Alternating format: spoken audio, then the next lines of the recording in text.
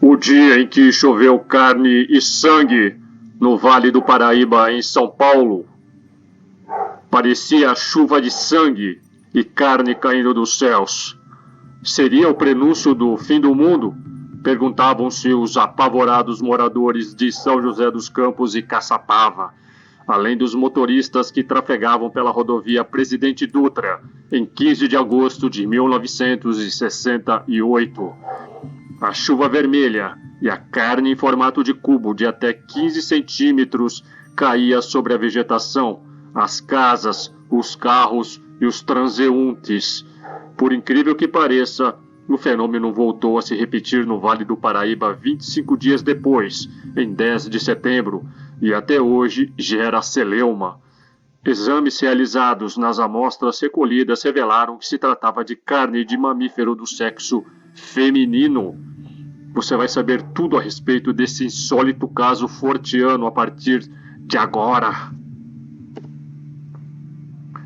Na quinta-feira, 15 de agosto de 1968, os motoristas que trafegavam pela rodovia federal BR-116, a Presidente Dutra ou Via Dutra, estrada que liga São Paulo ao Rio de Janeiro no sentido leste-oeste, entre as cidades de Caçapava e São José dos Campos, distantes 22 quilômetros uma da outra, na mesorregião do Vale do Paraíba, foram surpreendidos por uma tempestade que durou cerca de 7 minutos. Mas não era água que desabava, visto que não havia nuvens no céu. Deslocando-se ao local, o deputado Marcondes Ferreira deparou-se com uma área de 1 quilômetro quadrado, coberta de carne e sangue. Os jornais paulistas registraram que o tamanho dos pedaços de carne, alguns em formato de cubo, de textura esponjosa e cor arroxeada, variava entre 5 e 15 centímetros, distando aproximadamente 50 centímetros uns dos outros. O sangue escorria dos pedaços. O céu estava claro e limpo. Nenhum avião cruzara a região antes ou durante o fato, e não havia urubus por perto. Diante disso, a polícia removeu discretamente o material e encerrou o caso, classificando-o como inexplicável.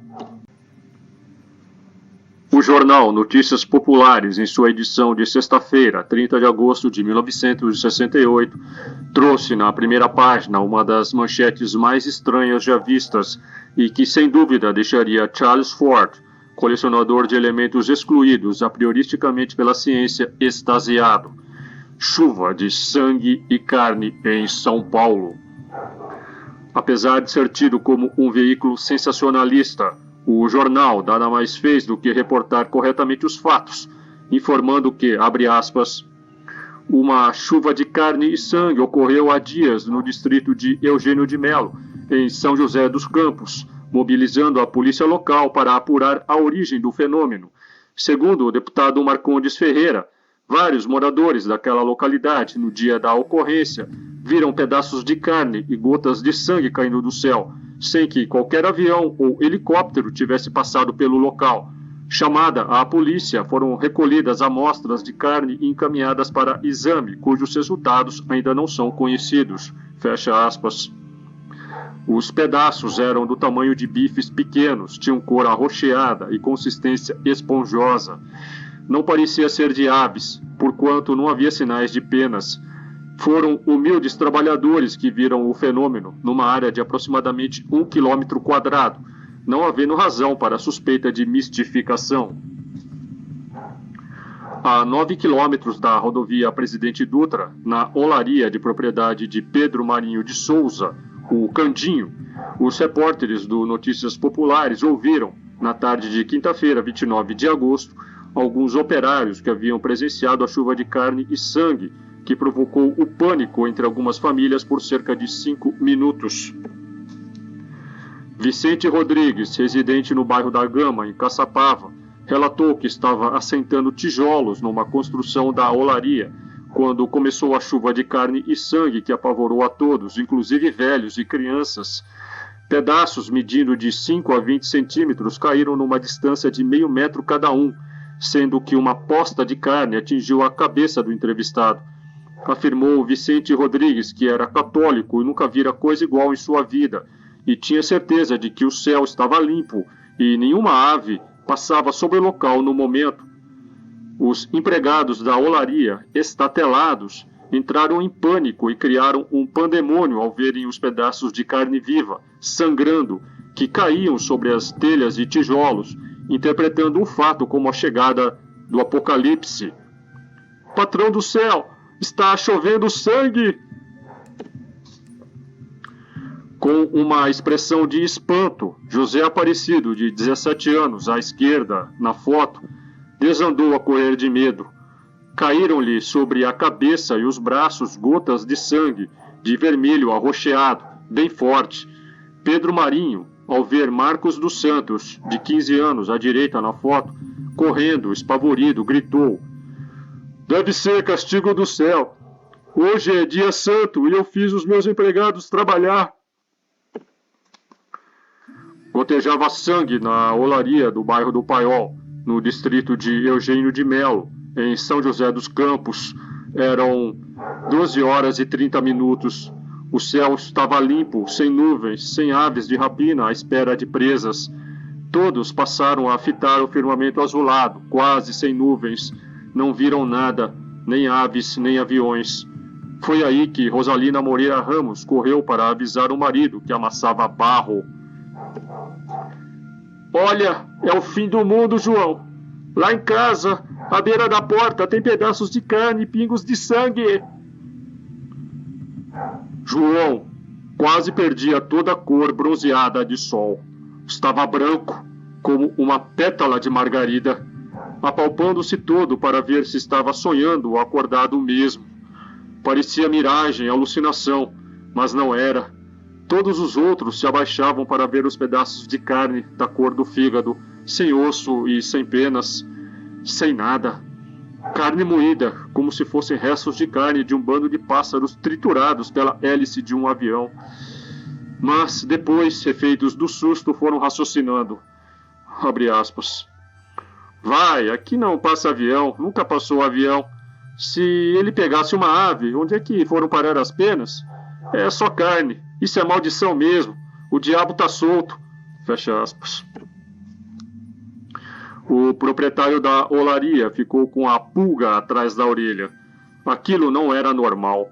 Saiu da olaria no bairro do Paiol e foi ao distrito de Eugênio de Melo.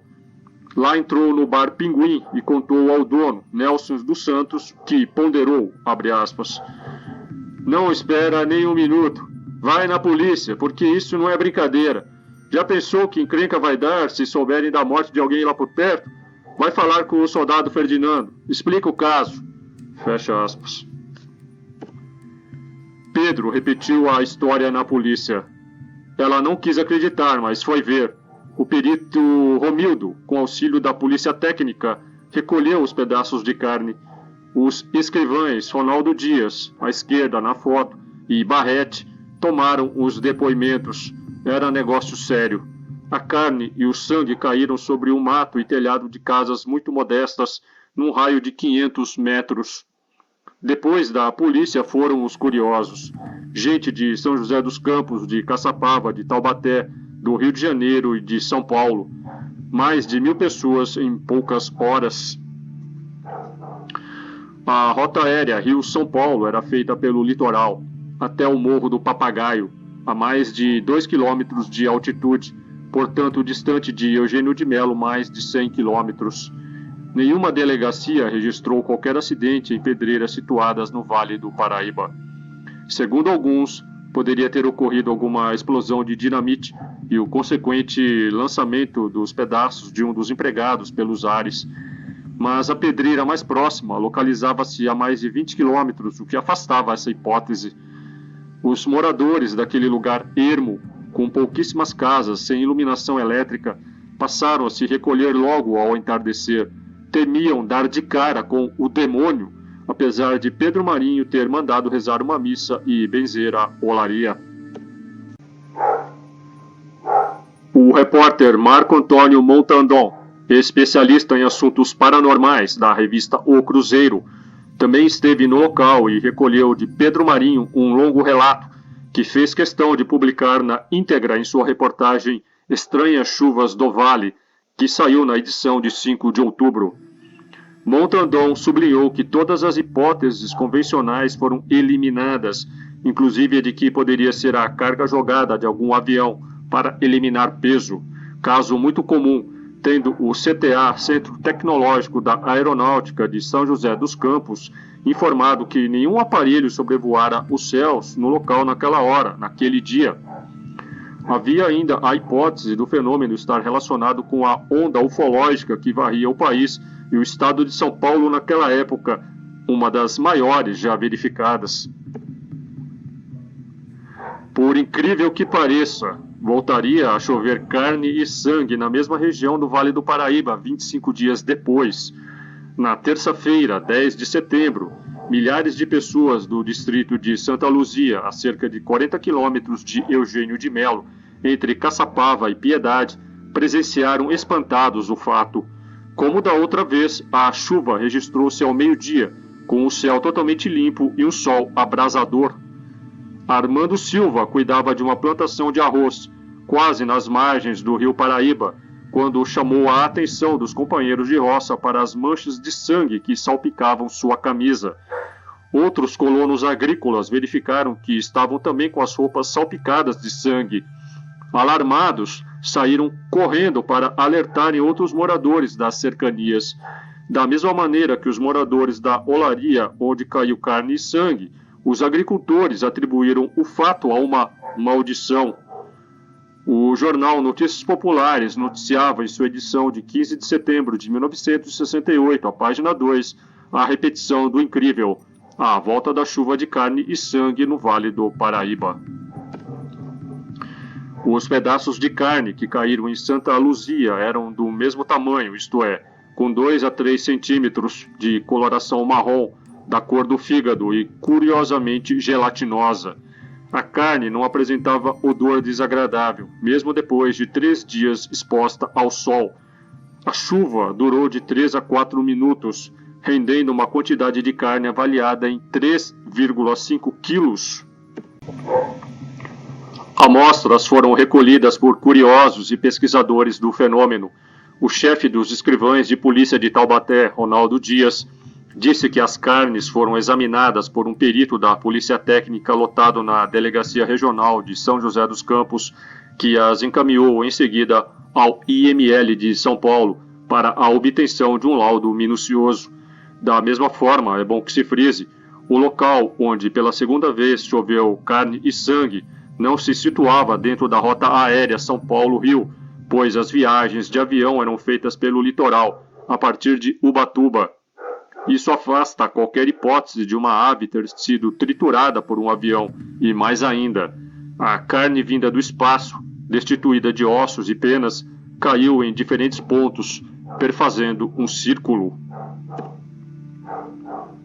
O Laboratório de Anatomia, Patologia e Microscopia Legal do Estado, após proceder exames nas amostras colhidas no bairro da Olaria, em Caçapava, e no bairro do Paiol, em São José dos Campos, concluiu que a carne que caiu no Vale do Paraíba era de mamífero do sexo feminino.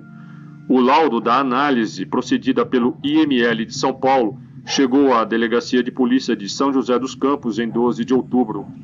O documento foi assinado pelo médico Ferdinando de Queiroz Costa, que descreve o material examinado como sendo coração e rim de mamífero do sexo feminino. O exame limitou-se aos tecidos. Somente um exame mais apurado poderia fornecer respostas conclusivas. O IML procedeu a esse exame, mas não revelou a quem ou o que pertencia a carne que caiu do céu em Caçapava e São José dos Campos. Chuvas vermelhas não são incomuns e foram registradas desde a antiguidade. O exemplo literário mais antigo está na Ilíada de Homero, na qual Zeus causou 2 vezes uma chuva de sangue em uma ocasião para alertar sobre um massacre em uma batalha.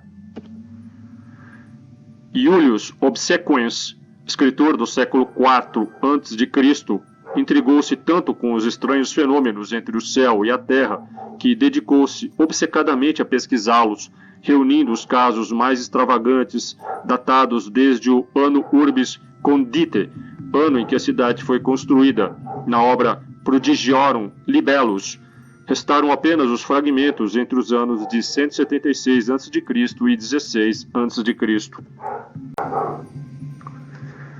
No século XVI, os escritos de Obsequies chamaram a atenção de um jovem sacerdote, Conrad Wolfhard, diácono de Basle. Consultando os clássicos e obras de autoridades religiosas da Idade Média, estendeu a crônica das excentricidades até o ano de 1566. Obsequies relata fenômenos insólitos na Roma antiga, abre aspas, em 170 a.C. Observou-se em Lanupium uma maravilhosa frota de naves ciscando o firmamento, e isto foi considerado um milagre. Além de eventos no céu inferior, entrou para os registros que no consulado de Mânio Acílio e Caio Pórcio choveu leite e sangue, e que frequentemente em outras ocasiões, como no consulado de Públio Volúnio e Sérvio Suplício, chovera carne. Nenhum dos pedaços de carne não tocados pelos pássaros predadores apodreceu. Fecha aspas.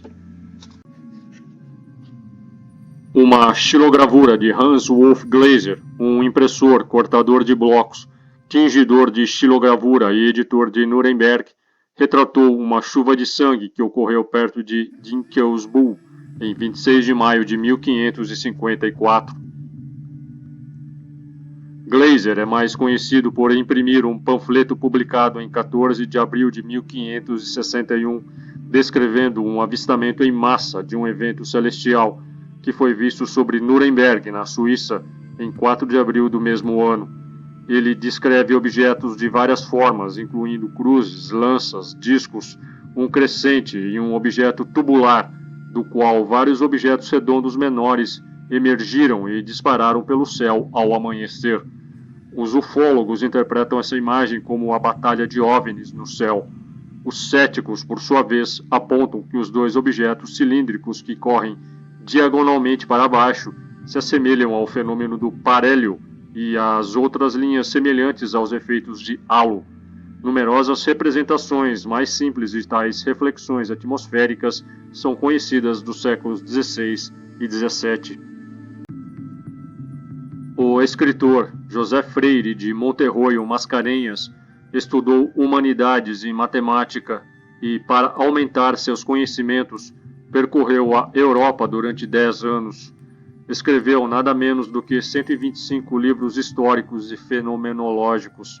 Em 1716, selecionou os principais casos que tinha recolhido e editou Prodigiosas Aparições e Sucessos Espantosos, livro que antecipava Charles Fort em 2 séculos.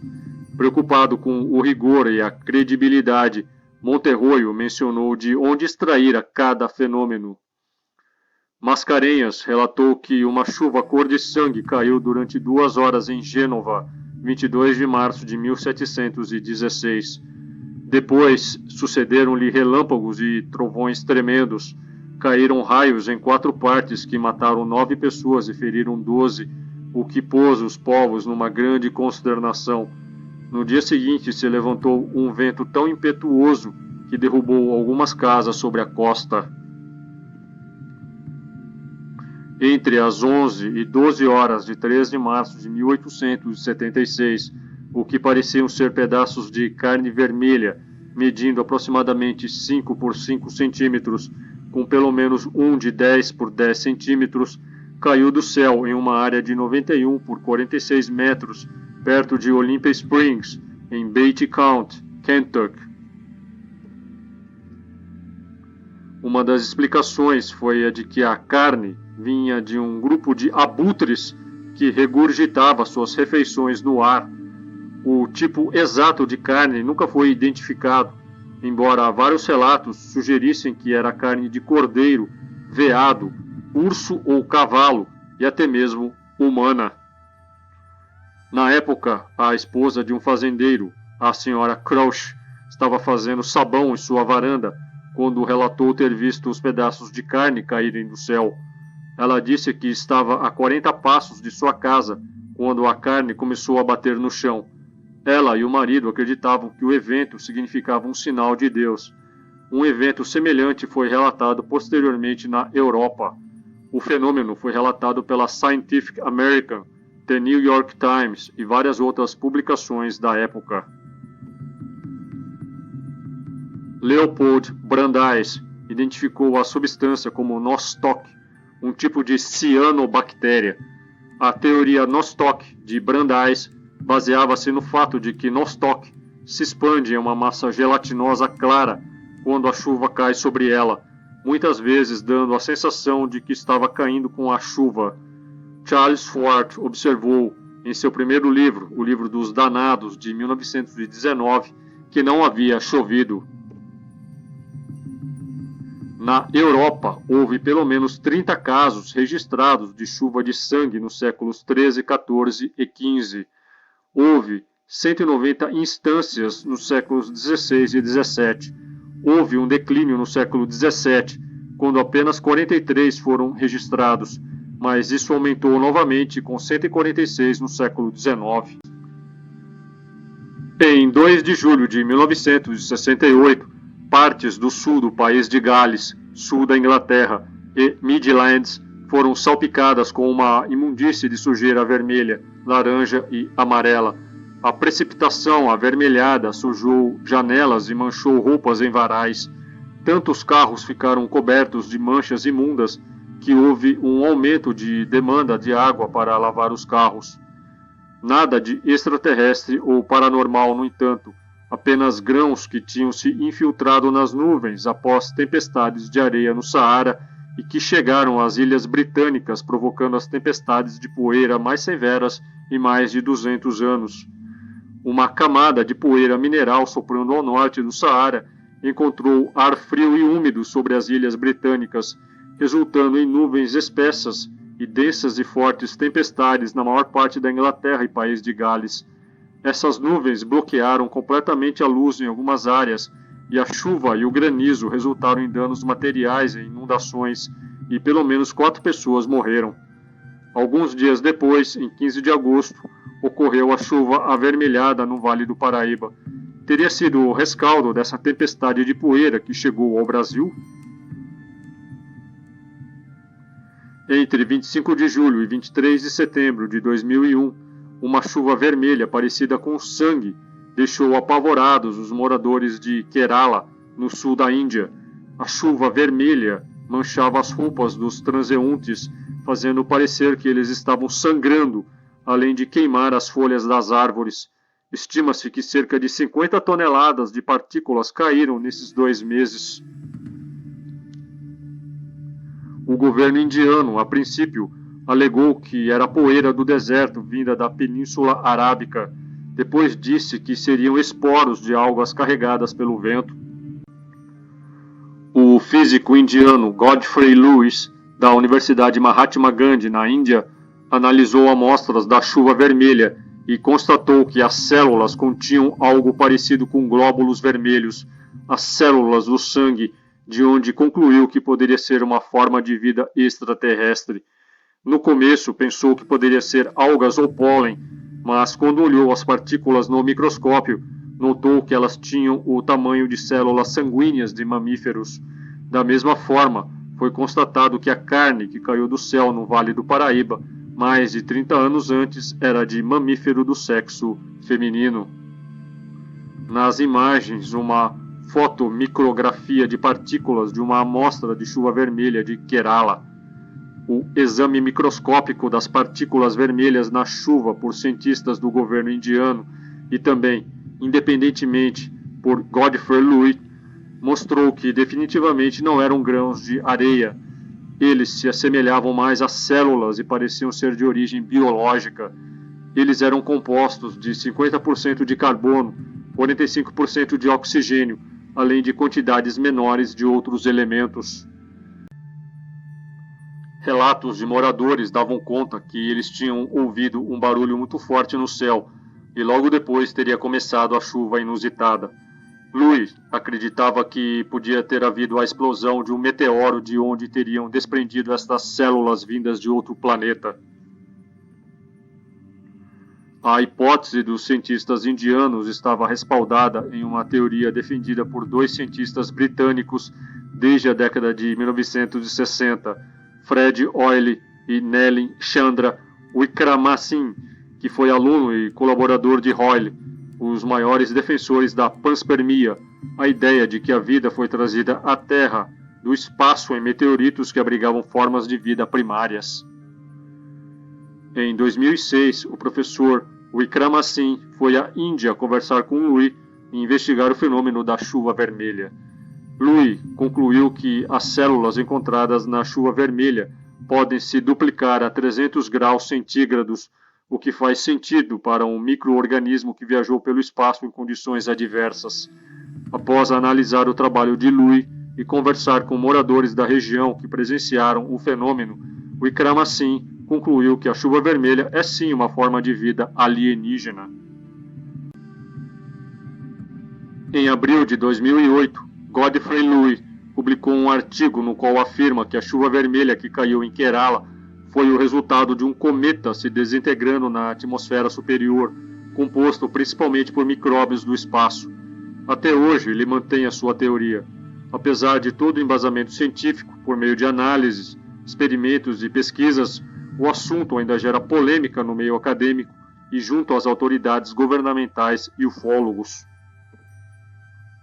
Um estudo de 2015, porém, estabeleceu inequivocamente que a causa da chuva de sangue em Kerala foram os esporos aéreos da microalga verde Trentepolia, uma espécie recém-introduzida da Áustria. A pesquisa confirmou a probabilidade de que a introdução tenha ocorrido por meio de nuvens sobre o oceano, fenômeno de dispersão intercontinental de espécies relatado anteriormente para bactérias e fungos. Em 3 de julho de 2018, a cidade industrial russa de Norilsk, na Sibéria, foi atingida por uma estranha chuva vermelha. Testemunhas postaram fotos e vídeos de um estacionamento perto da usina metalúrgica Nadizinsk. A pista estava inundada de poças cor de cobre, como a cena de um assassinato em massa. Enquanto os moradores sugeriram que o clima estranho podia ser resultado da poluição da fábrica, a empresa Nornicke, proprietária da fábrica, explicou que a cor sangrenta da chuva foi causada pelo vento que soprava poeira, que estava marcada para ser retirada no dia 5 de julho. A bagunça foi limpa e a fábrica emitiu um pedido de desculpas aos proprietários dos veículos cobertos pelo material vermelho. Esta não tinha sido a primeira vez que algo do tipo acontecia ali. Em 2016, o rio Daldikan, perto da barragem de filtração da mesma usina, Norilsk, ficou vermelho devido às emissões de sal de ferro. Naquela época, Nornicke foi multado pelas autoridades.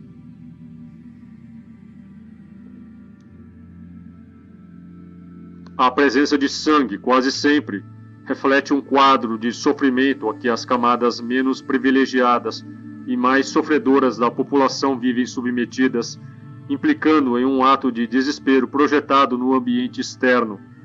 O sangue é a fonte da vida, a força e a energia, e, portanto, comporta diversos significados sagrados.